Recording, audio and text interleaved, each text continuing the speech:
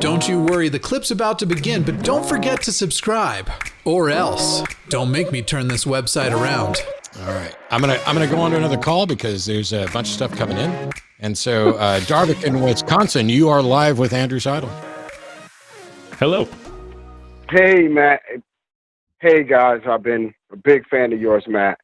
Been a big fan, and I like this Andrew guy when you have him on too. He's really good. I like him a lot stuff. too. But I had a question. Thanks, Darvic. Yeah, you know, I love seeing it when he's on, and when you do it with Shannon too. That's always good. But I had a question, and I heard that you were talking about the BLM protesters, but my question is that, because I know you know a lot about the founding forefathers and what it was like when they were actually drafting up the Constitution, Independence, Declaration of Independence, all that good stuff, right?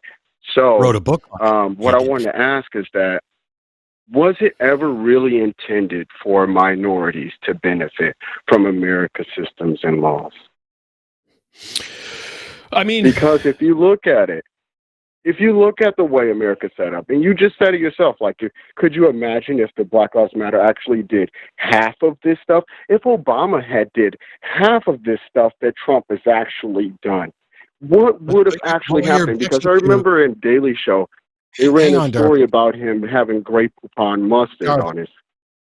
Darvic, what you're objecting to isn't how the Constitution views these things. It's how people view these things. One of my favorite quotes about the Constitution is, democracy, two wolves and a sheep are arguing about what they're going to have for dinner. Democracy is what guarantees all three of them get a vote. And the Constitution is what guarantees that the sheep will not be dinner no matter how the wolves vote. So when you asked, was the Constitution ever intended to protect minorities? My response is, well, the lawyer in me wants to go, even though I'm not a lawyer, it's complicated.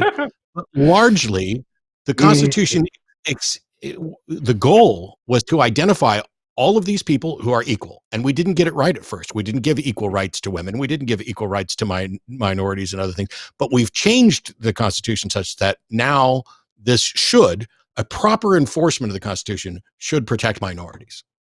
Whether or not that was the intent doesn't matter. But and how individual people are viewing it also doesn't matter as to what the Constitution holds.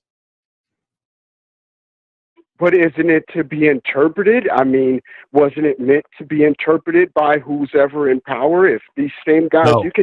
you can change words a lot faster than you can change people's hearts. If they're still going to keep doing the same thing, then what does it matter if they change it in the Constitution? I actually don't think you can change words faster than you can change what's in people's hearts, but I'm going to let Andrew chime in here on the constitutionality and everything. yeah, I mean, I think to a large extent, I really do try to address this in the founding myth, and especially towards the end. I talk about Christian nationalism being the fruit of a society that has not yet lived up to the promise of the American idea and ideal. And a lot of the language and the principles of the Constitution and the Declaration of Independence, for that matter, were aspirational. And the founding generation left it up to other generations to realize those ideals. And I really do try to get into this and how they failed in many respects. Thomas Jefferson is sort of one of my favorite examples of this, because this is a guy who wrote the Declaration of Independence and could speak of freedom and liberty and all men being created equal in these poetic, moving terms that right, they still grip us today. And he completely and miserably failed to live up to those in his just a total and utter moral coward in his personal life when it came to this. I think a lot of the founding generation is exactly like that. So, I mean, and to me, that is these were aspirational ideals that we are still striving to realize to this day. The Constitution is absolutely a flawed document, and so is the Declaration of Independence, for that matter. But the beautiful thing about it is that we can correct it. We just have to muster the courage and the fortitude and the electoral power to do that. That's the beauty. So our Constitution isn't perfect. It's not even. I think it may be my favorite constitution of any state government that I'm really familiar with, but that doesn't mean it's perfect. But the beauty of it is that we can change it. It's difficult to change it. And I don't know, in a country that is so divided, 50-50-ish on so many things, I don't know that we're going to see a constitutional amendment in any time in the near future. But that's the beauty of the U.S. Constitution, is that it's a living document that we can change. And so as we begin to understand, hey, it was wrong for us to not allow women to vote. Hey, it was wrong for us not to allow minorities to vote. Hey, it was wrong for us to do the 3/5 compromise. We can change those things. That's the only hope I have. Don't get me wrong. I'm not trying to be hyperbolic. I don't have confidence in individual people. And by the way, I don't generally rubber stamp or approve or say, I endorse this person. Andrew, I would endorse for almost anything. So there are exceptions for people I genuinely respect and like. But by and large, I would prefer to endorse people's actions. So I'll endorse Andrew's book. I'll endorse what Andrew has done and said on these shows and what he's done in support of, Freedom from Religion Foundation and other things. That's where we're at. And so my view of the Constitution is not so much how it's being used or interpreted by people with particular agendas that I find in contradiction to it, but the power and beauty of the fact that it is about the best we can do, and it's our job to live up to it. I'm sitting here, I took an oath, to the Constitution when I joined the military, which I still take seriously. The people who are out there rioting today and breaking into the Capitol, they don't respect the Constitution. So the fact that there's a bunch of racist shitheads who don't respect the Constitution isn't a problem with the Constitution. It's the problems with the racist shitheads.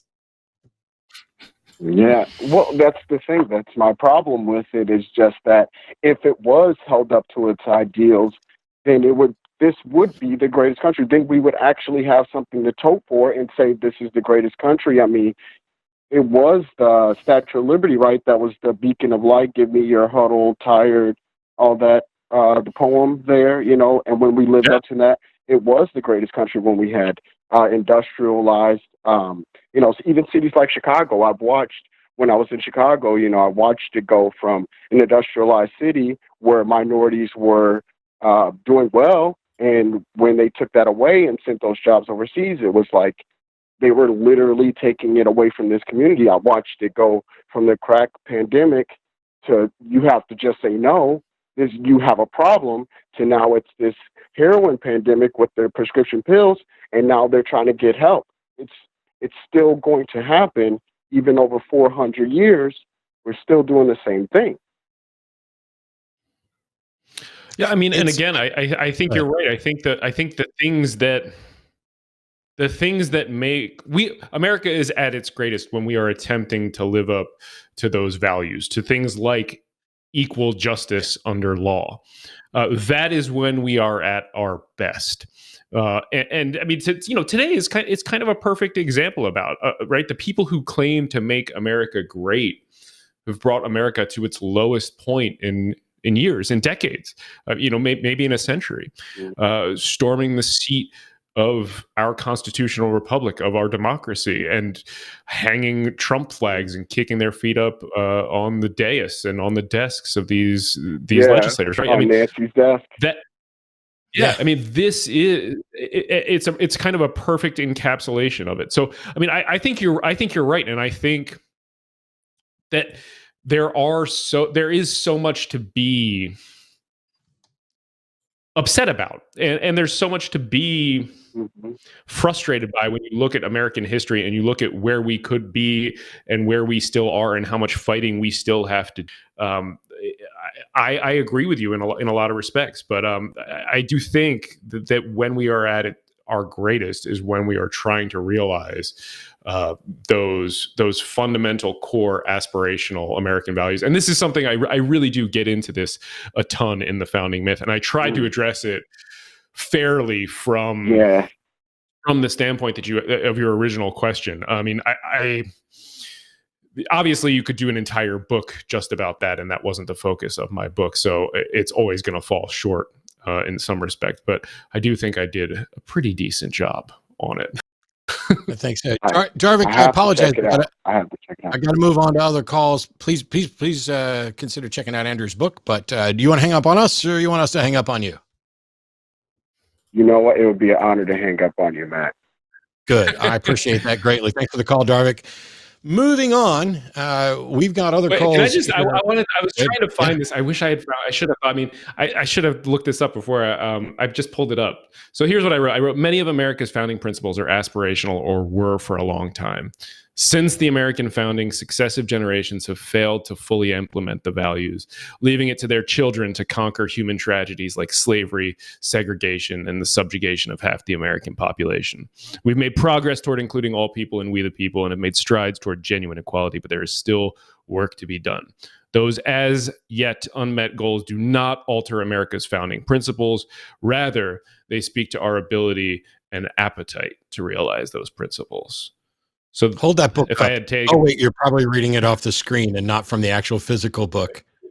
But there's the book that everybody needs, because the next time, trust me, the discussions about church-state separation are not going away.